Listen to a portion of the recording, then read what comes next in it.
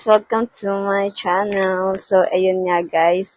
Nandito ako ngayon sa bahay ng jowa ko. Nagtutupi kami ng damit niya. Yan. Tinutulungan ko siya magtupi ng damit niya.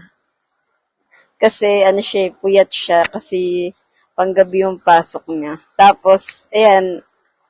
Ako nagtupi niyan lahat yung isang laundry.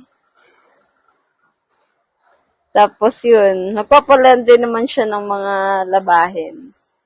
Ayoko kasi nahihirapan siya, guys.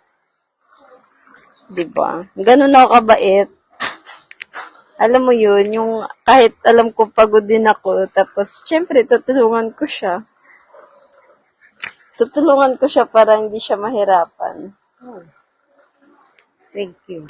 Sabi nga nila, tulong-tulong lang. Ayun guys, diba?